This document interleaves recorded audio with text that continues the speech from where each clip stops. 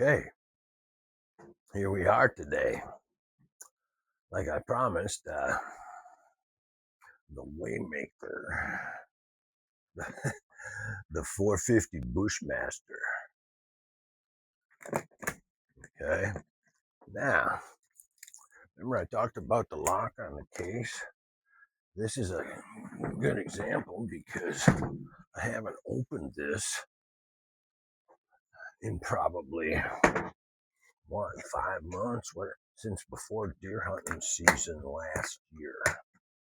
Okay, since we started sighting in our rifles and before we decided what we were going to take and stuff. Okay, so this is, like I promised, next up, the 450 Bushmaster. Okay, let me go ahead and get these perched so I can set it there in front of you and we can talk about it for a little bit. Okay, again, let's turn this way. And you can see into the chamber, into where the magazine puts the shells in, things like this. Okay, now this, as opposed to my other, like my 350, in the last video, if you saw, was a side charger. So are a couple of my 556s. My 300 Blackout's a rear charger, like this one. Okay, this is a rear charger. So, and I have an ambidextrous also grasp on this rear charger, so you can do this from either side. This is actually a aftermarket. It says "We the People." I'm not sure what company makes this one. I've got a spikes lower on this, and it's got the red spider on it. It's pretty interesting. It comes that way. You know, I might have filled some of the other numbers and letters and in these little spots, but this one, the spike, no, it came that way. It has the safety on the regular fire, the automatic set, if you do have that. Okay, and the spikes lower.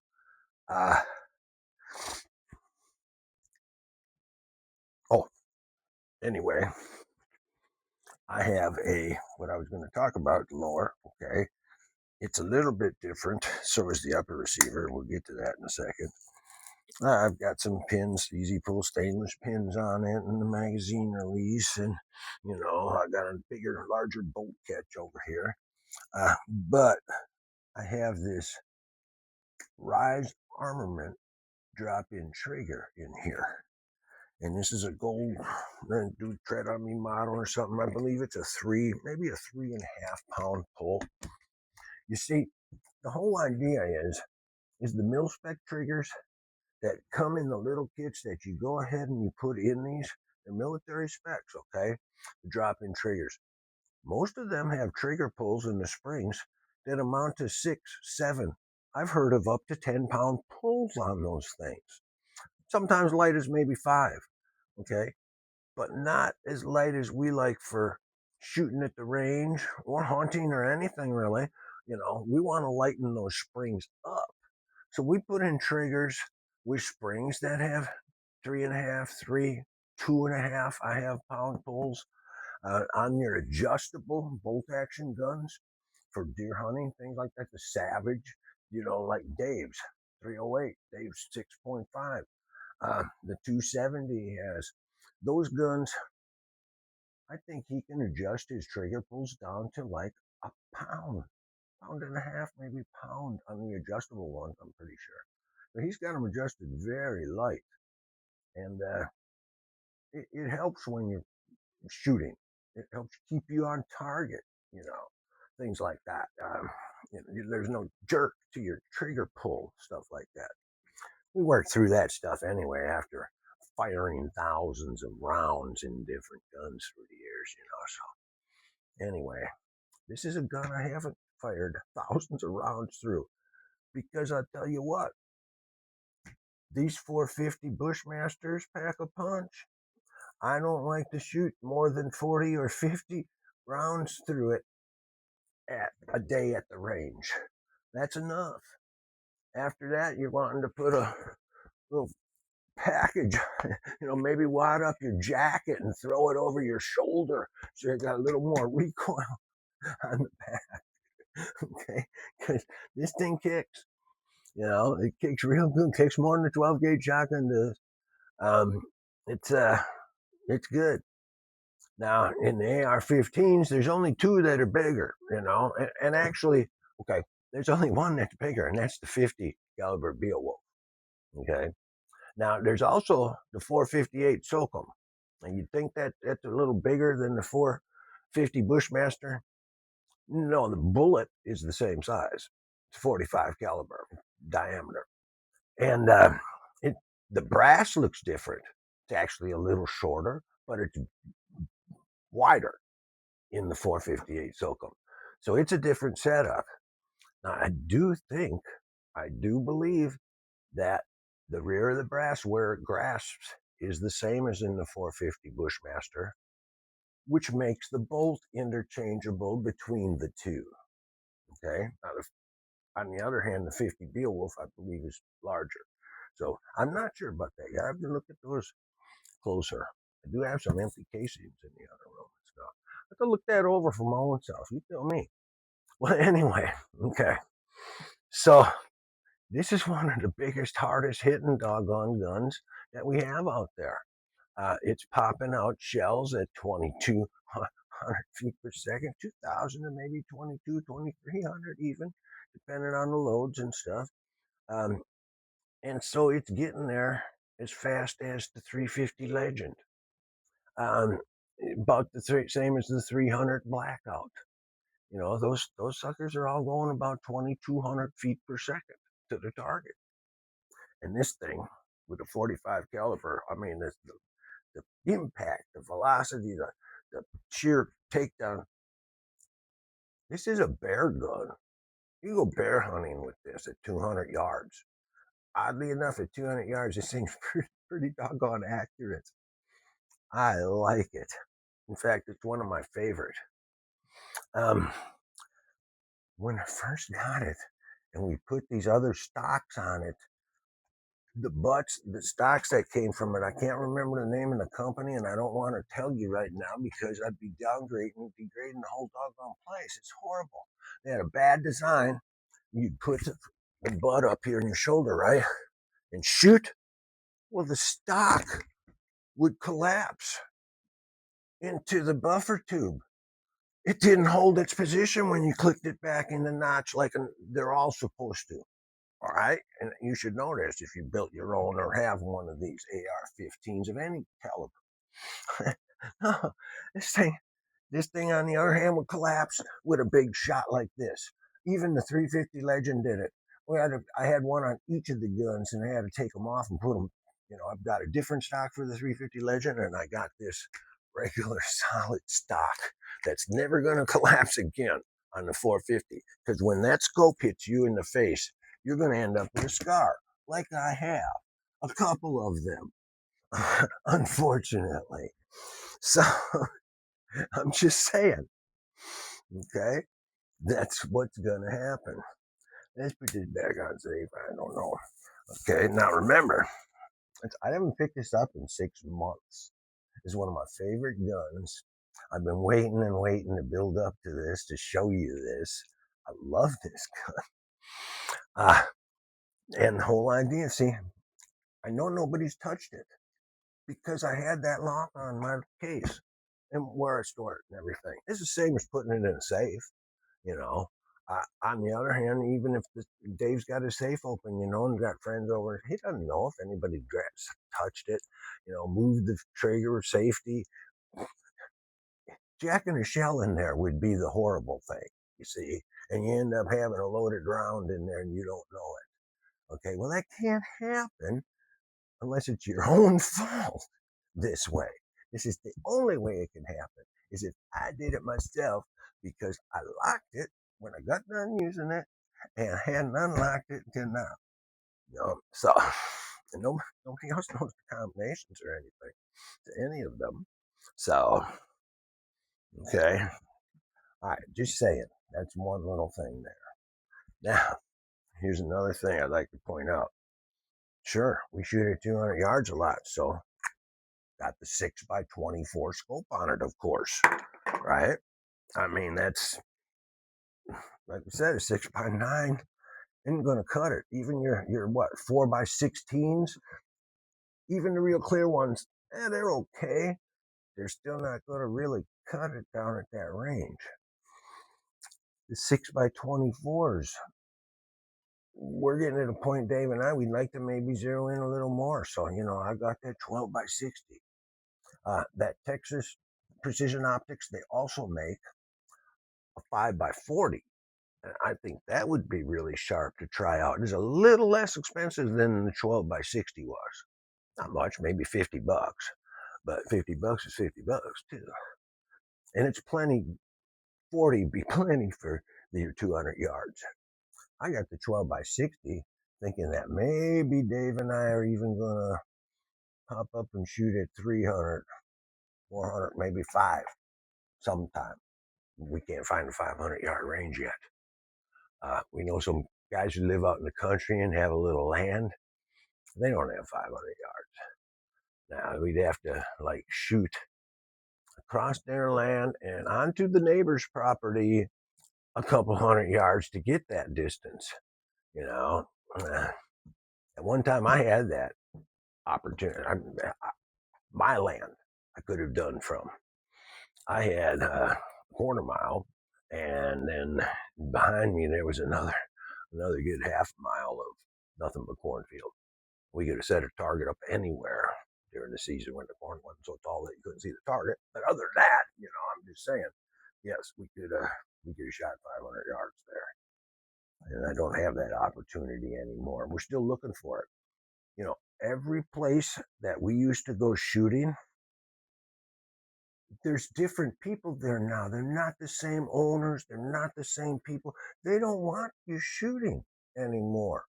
We can't go down Old Henderson Road to where everybody we know ever sighted their guns in, just for a little while in an afternoon shooting and stuff. Can't do that anymore.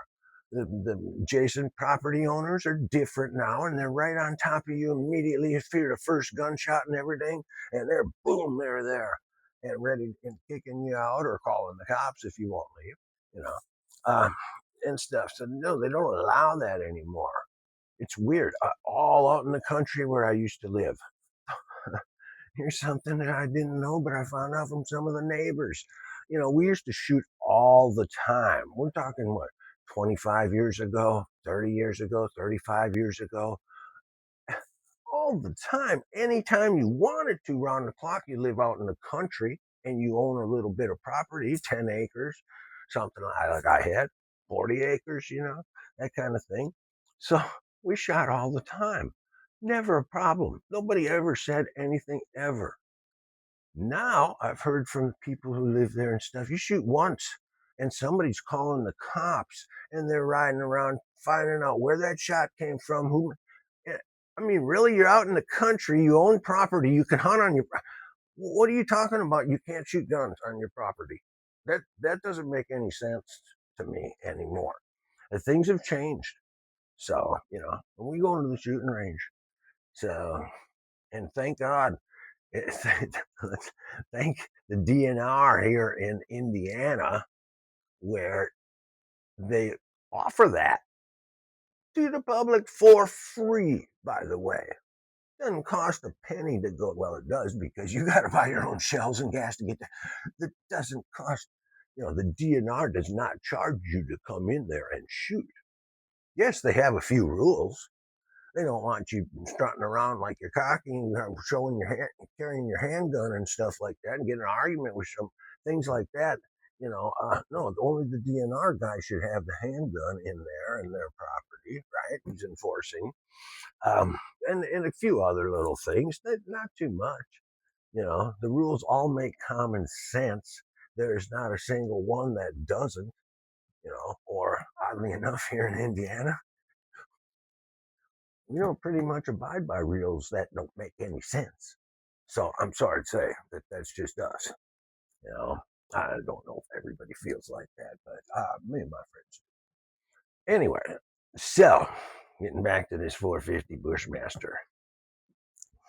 You're not supposed to point this in anybody, but you see the hole in the end of this barrel? You know, that's a big caliber. Uh, I can stick the end of my finger in there. It's a 45, of course, and the shell has more pump to it than a 45. It's a little longer. It's a rifle shell, and that's why it kicks so much, and it does.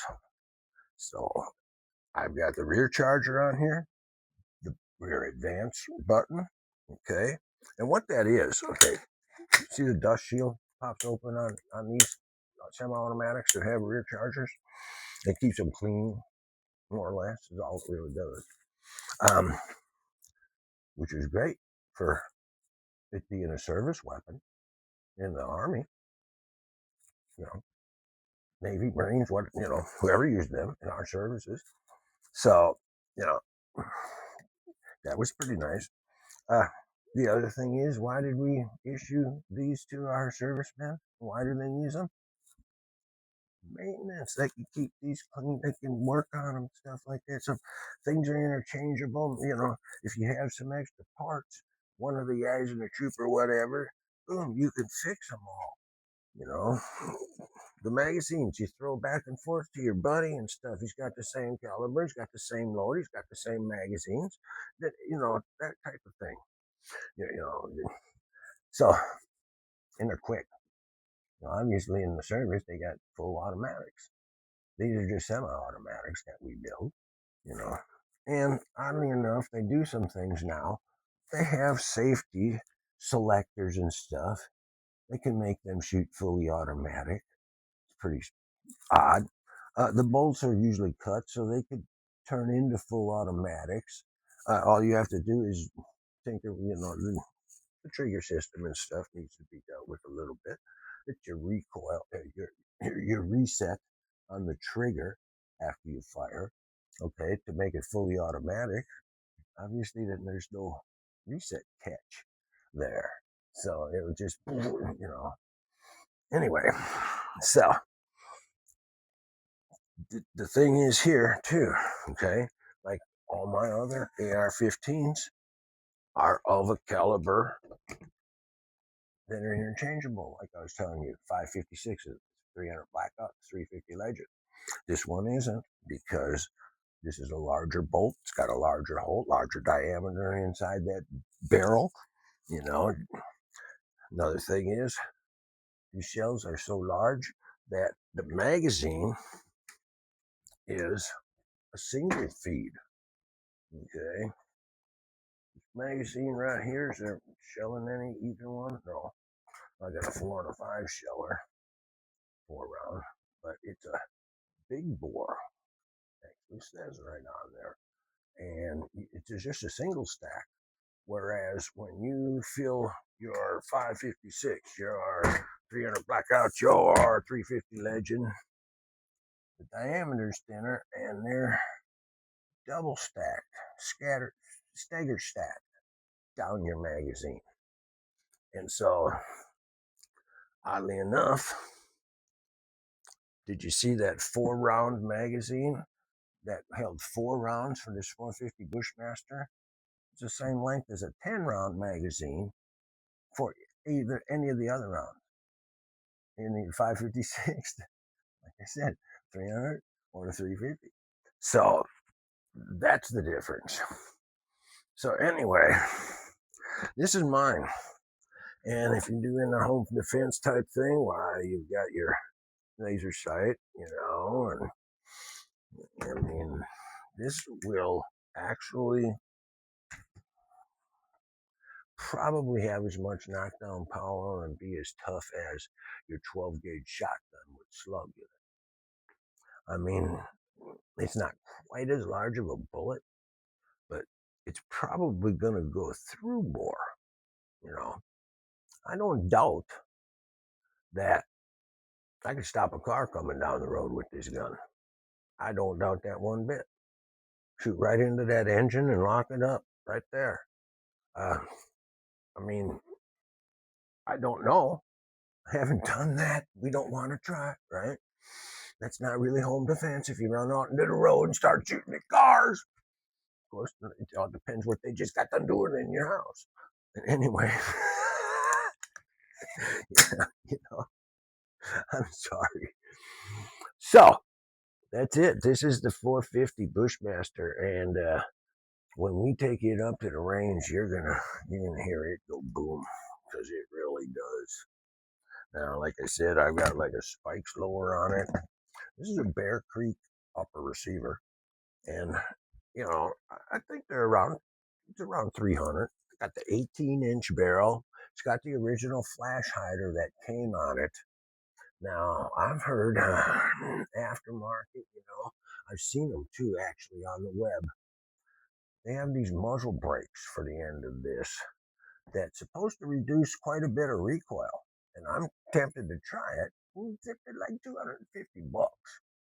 And it's a great big square thing. It looks like it should be attached to the end of a tank or something like that. And I guess it weighs like a pound or so, which will help with your balance and recoil too. The heavier up. Oddly enough, that's the idea of a lot of it, of the bull barrels. Those great big thick barrels, uh, and just something like a 22 250 or 22R or 6 millimeter, something like that. Okay, they had these huge barrels that weigh a ton. I mean, I picked up one of those guns in the gun store. I was tempted to buy one time. It weighed 30 pounds. I couldn't believe it. Had a big custom bull barrel on it and the gun, and 30 pounds. This is not something you're going to take hunting. It's for target shooting. It's for precision. So, and the weight of it. The idea is there's no recoil when you shoot it. I mean, there is. That's a shell that makes a lot of recoil. Any of those in the ARC. They're a bigger base brass. They got a lot of oomph behind them. And so they're flatter at long yardage. That's the idea. See, everything that you shoot, actually, nothing's going straight out. Not absolutely straight. Nothing's level. It's on the rise coming out of your gun. And it gets to a point up here at a certain yardage. Let's just say it's on the rise at 50 yards.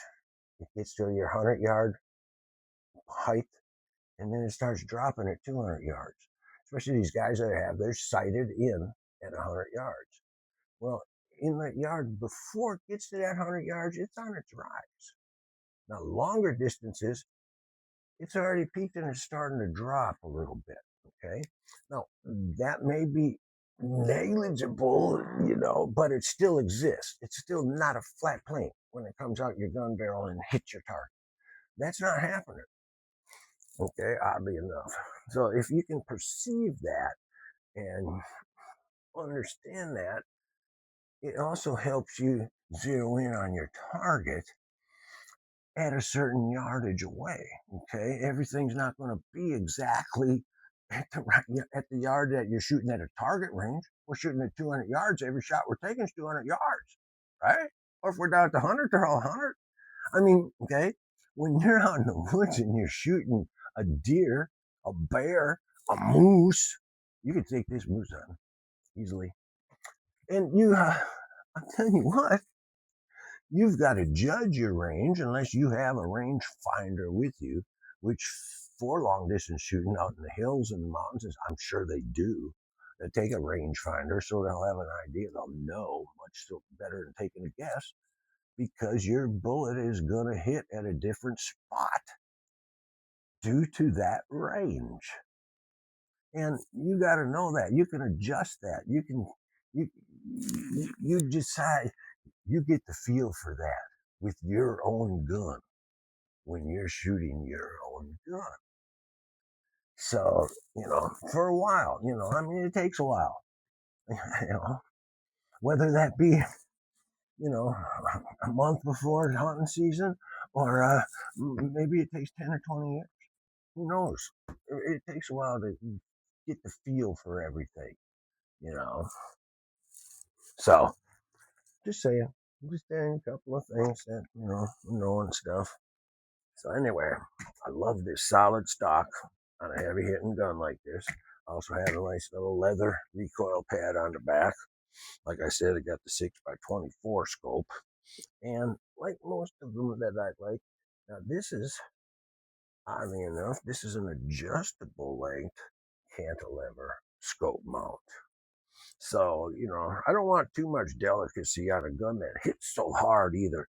Things will loosen up, you know. So, yeah, that's this one. And when we take it to the range, you can see the size holes this makes. This makes the largest holes of anything that we take to the range. Shoot. So, okay. We'll see you soon. And I think I'll show you my 12 gauge. That it's kind of special too.